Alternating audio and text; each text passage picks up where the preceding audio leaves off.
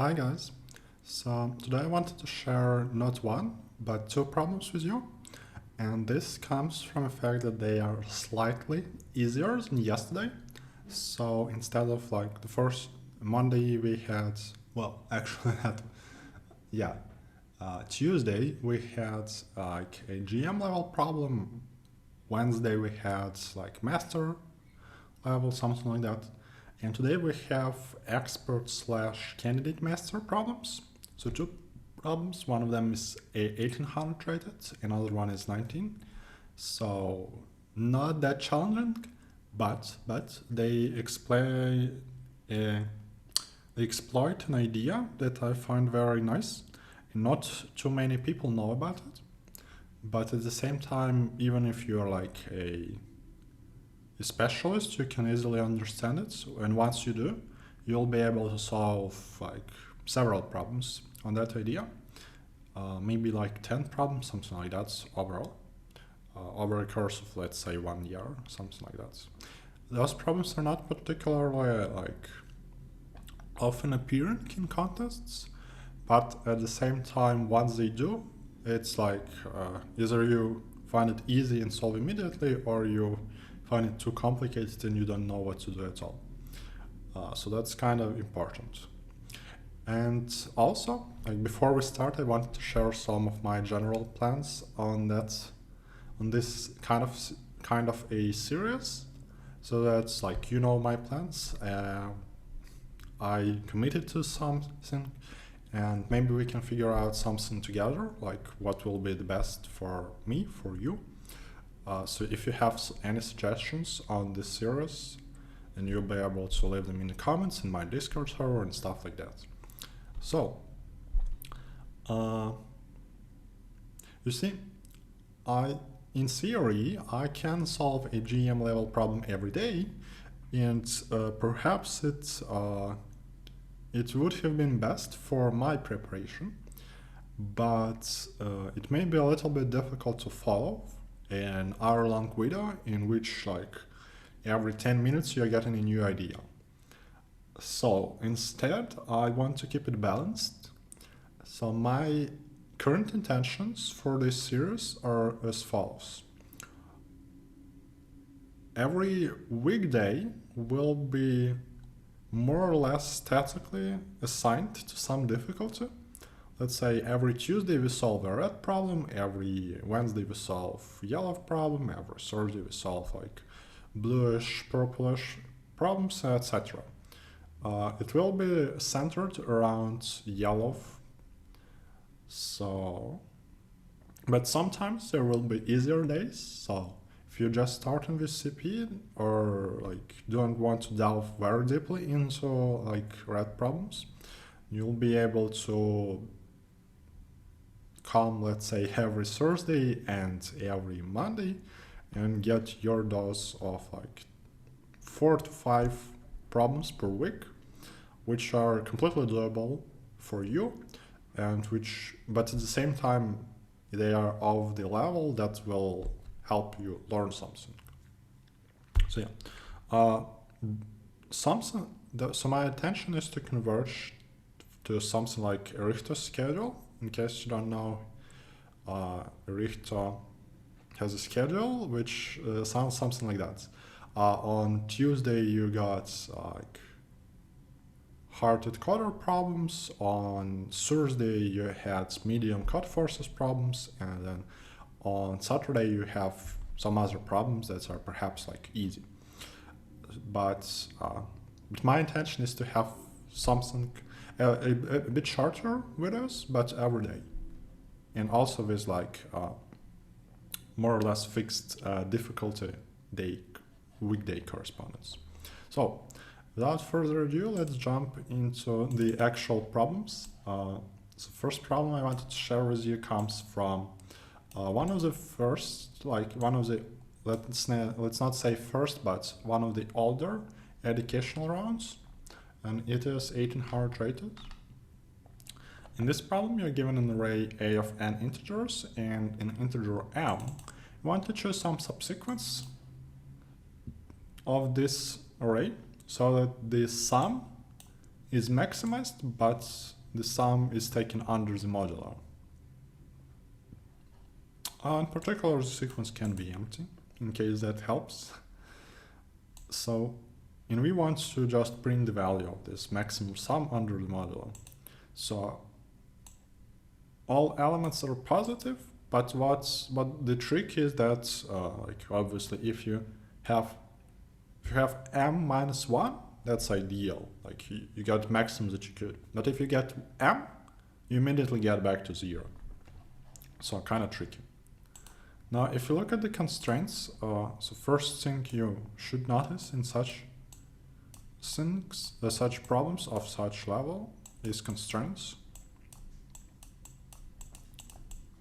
They are a strong indication of what we want in general. So here you can see that n is up to 35. Usually when n is that small, something exponential is expected, so something like of 2 to the power of n. Upon more careful consideration, however, you notice that 2 to the 35th is roughly 65 trillions. So that's a little bit too much. And like, in case you don't know the technique, you are very likely to get stuck at this point. But if you know the technique, then it becomes extremely easy. So the thing is, the general technique is called meet in the middle. And it works roughly as follows. So instead of looping over all values, like we may want to partition our array into 2 parts. So we'll have like left part and right part. We will loop over all subsets.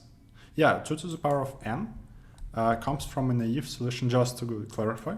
When you loop over all subsets, well, like strictly speaking, they want a subsequence, but it's clear that it's like it's more or less a subset. It's a subset of indices, let's say. Let's not say a subset of values, because values are not necessarily a set. There may be duplicates. So just looping over all possible combinations of numbers will yield a 2 to the power of n solution, which won't fit into the time limit. What will, however, is the following idea. Let's say I partition my array into 2 halves, left and right. For they are both of size n over 2 roughly. Well, plus, minus 1, like rounded up, rounded down, something like that. Because you don't, like if n is odd, then you can't partition exactly, but approximately it will be n over half. And I generate all subsets of left half, which cost me 2 to the power n over 2, because for each of those elements I can skip. The same goes for right part, so far our complexity is much better. It's still exponential, don't get fooled by this, but it's roughly, like if it was 2 to the power 35, which is roughly equivalent to 10 to... Oof. That is complicated. Let me figure it out. I guess I want to say 14. Yeah. This is roughly 10 to the 14th. Now for n equals 35.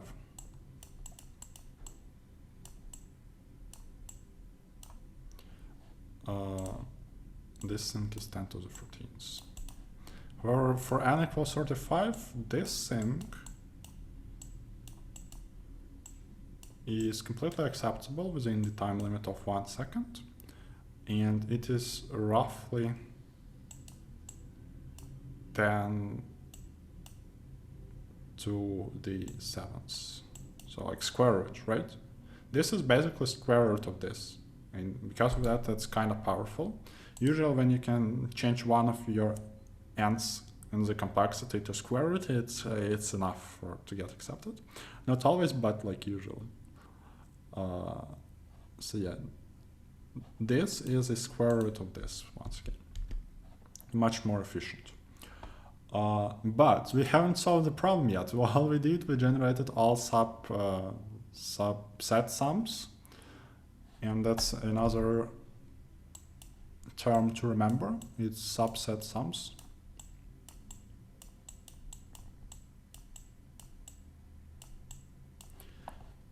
So we have a set of numbers, like everything that can be a subset of left half and everything that can be a subset of sum of right half.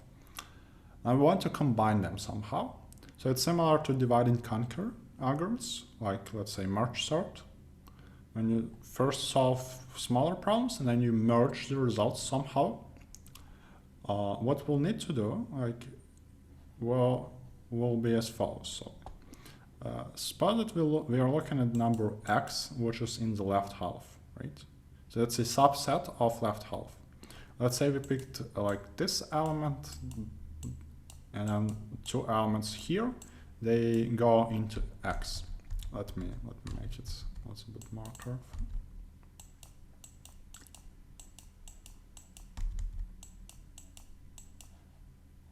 So once again,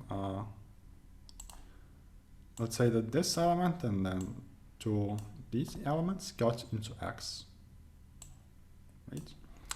Now we want to find somehow efficiently y in the right half such that such that x plus y modded is as large as possible. So our target is to maximize this, our objective is to maximize this, but not just sum. Otherwise it's kind of clear that we want to take maximum possible sum, maximum possible y. But instead our objective is that we are maximizing this modded. Now one of the interesting things is like how this will look if you build a graph. So let's say we have some fixed x value. So x is a constant, and we have y over here, and then our target function over here. How does the graph of this function look? Well, when y is 0, then you start at x, and you add y, you go up at some point. This point is not included. You get reset back to 0 when x equals minus, when y equals minus x modulo m. Then you slowly get back to the same point as before. So what we are looking for is obviously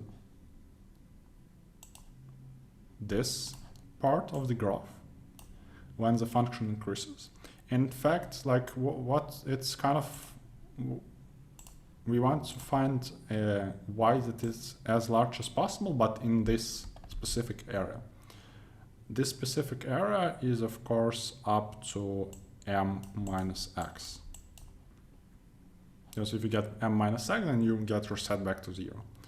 So we want to find the largest y that is at most m minus x, which is strictly smaller than m minus x. We'll have to do it. Well, usually you have like your std set lower bound, or you have a sorted vector and you call lower bounds from vector begin to vector end. But so yeah, basically you binary search for the position where there is a y. What's the maximum y up to this point? So you sorted all y's, then you can binary sort for this position and get previous elements. And there will always be a previous element, which is an important thing to remember, because it's always possible that y denotes an empty set, in which case you are getting this value and this value. So there is always at least one value in this, one value of y in this shaded rectangle. So there is no way that your binary search will yield an incorrect answer. So this part can be ignored completely. It's not like we have to search here if we haven't found anything here, because we will always find something here.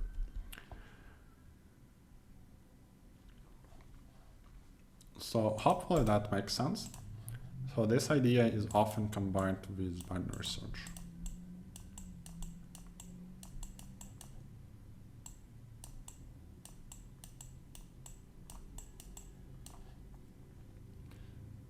Now, that is pretty much all that there is to this problem. One slight thing to remember here is that actually, because you're binary searching over an array of such size, you get an extra log. So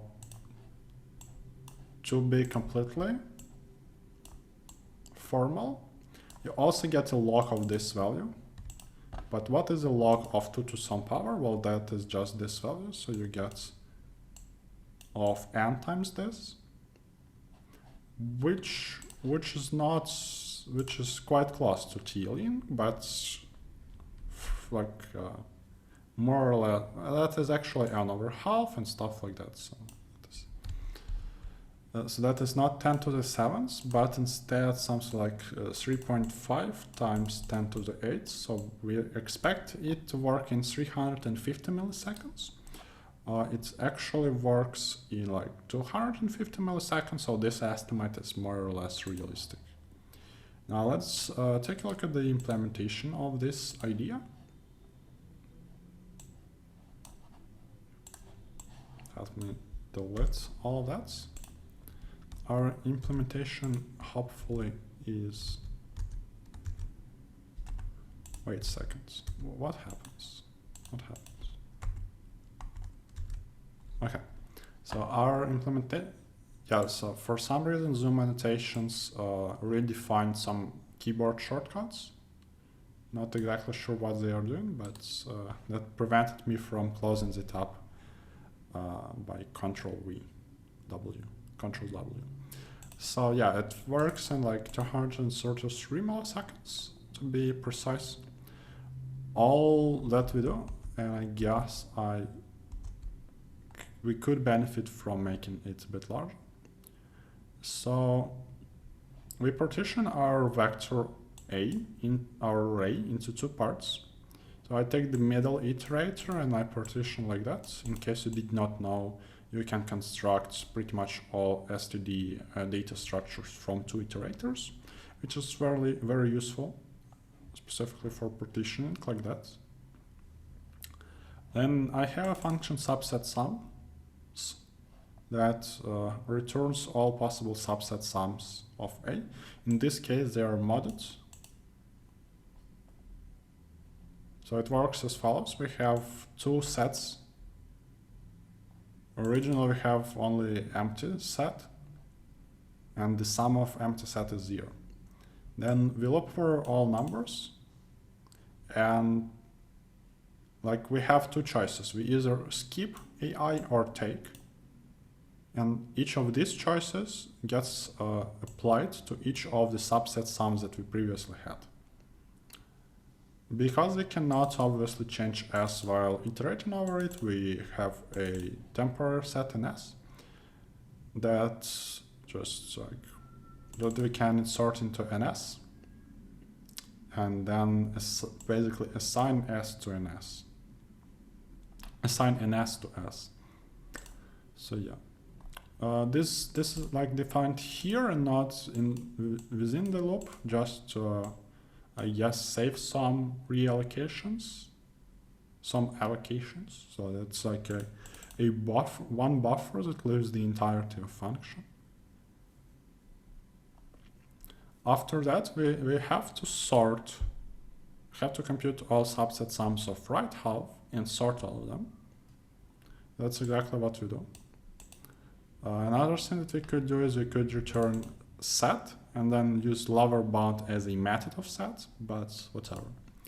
And then we'll loop over all subset sums of left half. Surprisingly, this actually works.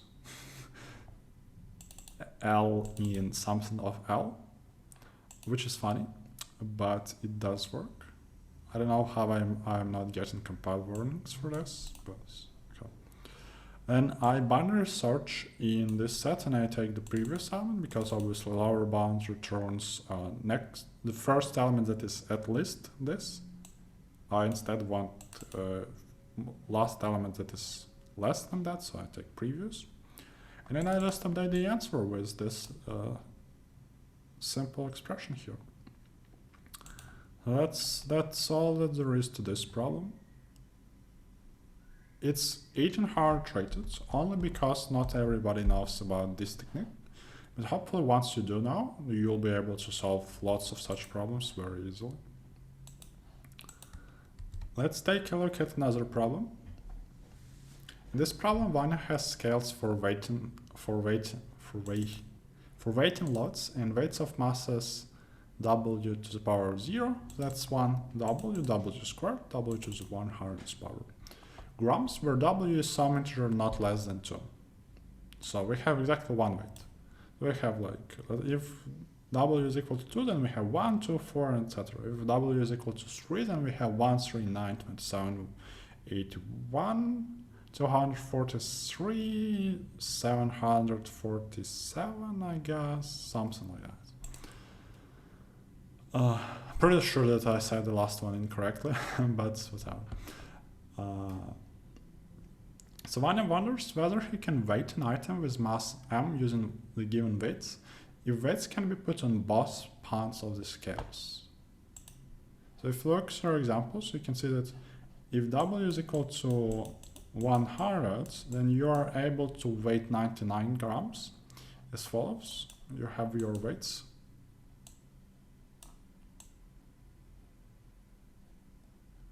You put 1 gram here, and you put 100 grams here, and then you are able to weight an object and see if its mass is equal to 99.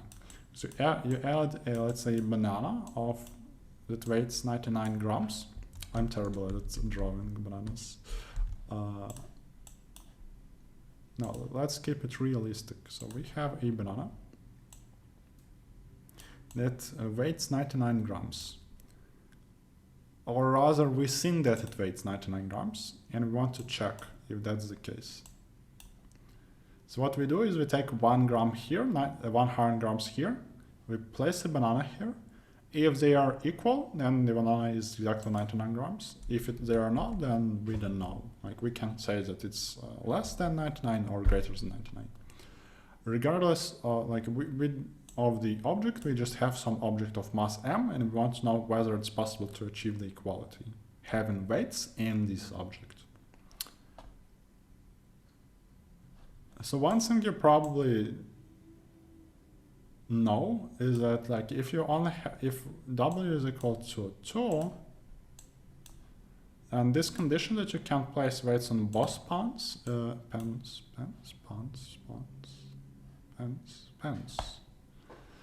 is kind of irrelevant, because by placing them on one, like, necessary subset on one pan, you are able to weight any object. That is just binary system, binary positional system.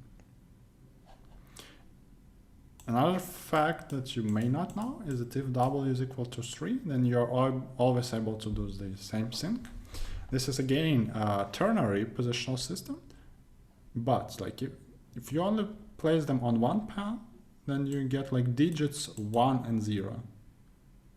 So when you place them on the other pan, you get a digit of -1, which is actually 2 modulo 3. So I encourage you to figure out like the exact way of weighting with 2 pans and w equal to 3, have to weight every object. So you start with ternary representation of some number.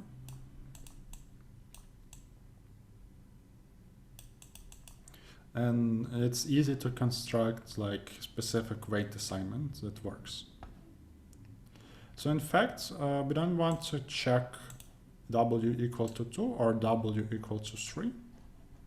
We may assume that w is equal to, is at least 4.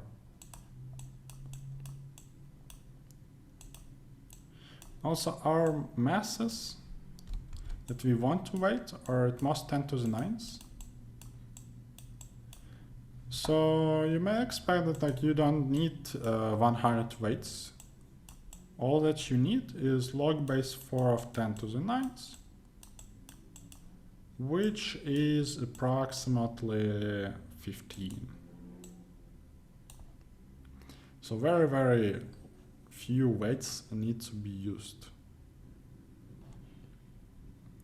And at this point, you may be able to realize that, well, I can just loop over all subsets and just check. And what I get is, let's call this variable n, what I get is this, right? Easy. Well, what actually happens is that this is 3 to the power of n, because each weight has 3 options. It either goes to the left pan, right pan, or it stays off the weights, which is also an option. What you get is this. Now, for n equal 15, this is still acceptable very much. I actually feel like everything up to 3 to 11th to 18th is acceptable within 1 second. But it may be a bit challenging to implement it this way. Because like when you want to consider 2 to the power of n options, you just the usual way to do it is bit masks.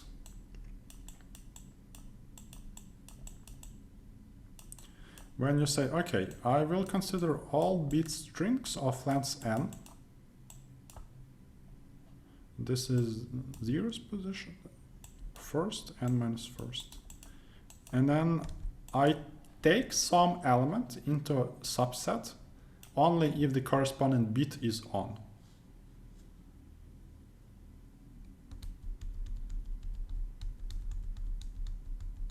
In case you are not familiar with bit masking, it may be best to watch some video at this point.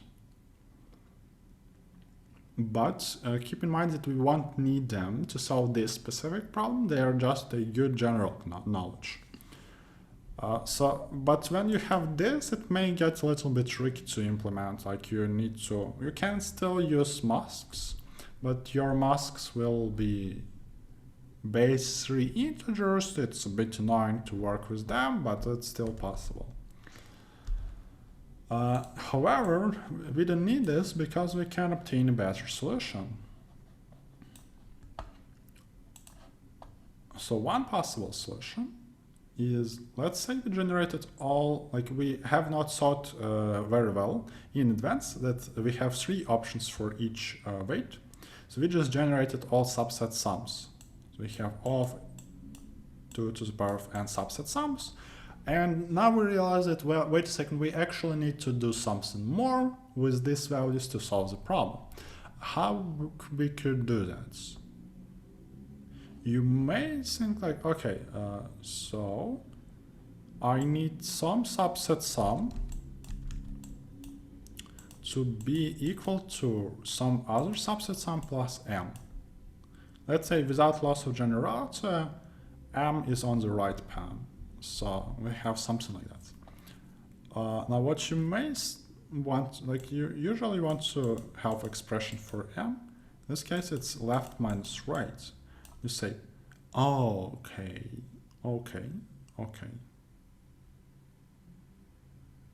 So like you need to consider differences, right? If you just consider each difference, it will be 4 to the power of n, not efficient enough. So instead, you may think, okay, maybe that was not the best way to rewrite this equation. Because what I actually want, let's say I loop over all possible values of left pan. how do I get the value of right pawn? Well, the value of right is L minus M. So what you do is you loop over all these values and you check for each value x, you check if x minus M is in this set. Which is possible if your subset sum, which is possible to do is in one if your subset sum function returns an ordered set. So you just check if this value is present. If it is, then you found your x, you found your right.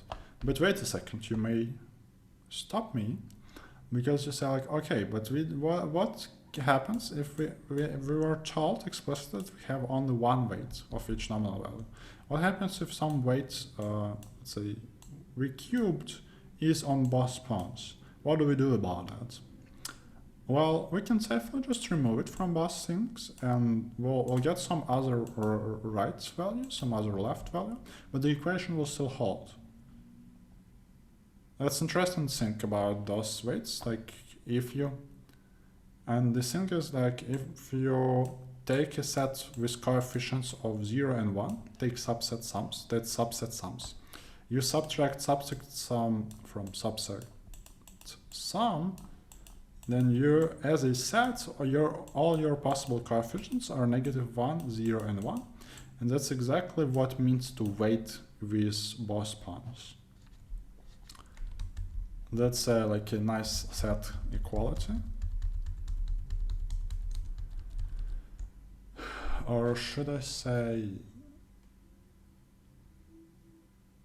identity? Yeah, I guess. Okay, so yeah, we obtained a solution that works in of 2 to the power of n time, which is better than 3 to the power of n. Perhaps if m could be up to, let's say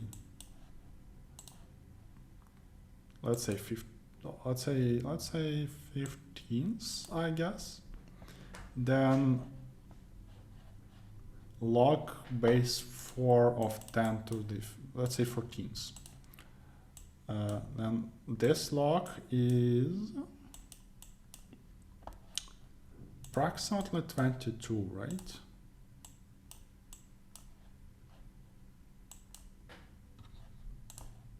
That's 14s.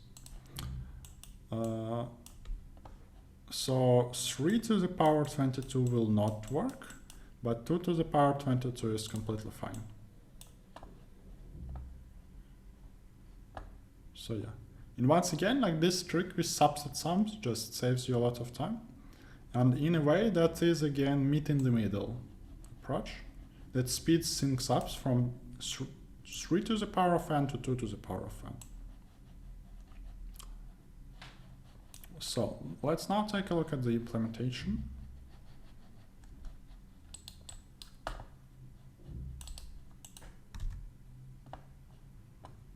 That is extremely easy. If w is equal to 2 or 3, we know from mathematical reasons, and I encourage you once again to figure them out. That answer is always yes. Otherwise, we just, well, we need to generate some weights first of all. So that is code just generates a vector like 1 w squared. Then we have our subset sums, which are not wrapped in the function because we only need it once this time. Then we just loop over all values and we check if, well, we actually check if this value is in the set instead of checking for Si minus M, because I accidentally switched the values of left and right. So I assume that here M is on the left pawn. Now just output true or no or false. It works in 31 milliseconds. Partially because I use this meet in the middle technique, let's call it so. So this part is meet in the middle. But also because I just know for w equal to 3, that's always possible. Because once again, if you haven't noticed this for mathematical reasons, And instead of having log base 4 of whatever maximum value you can have, you will get log base 3. And if this, let's say this value is 10 to 9ths, right? So you will get roughly 18. So for this, 3 to the power of 18 may or may not work, depending on how big is the constant in your code.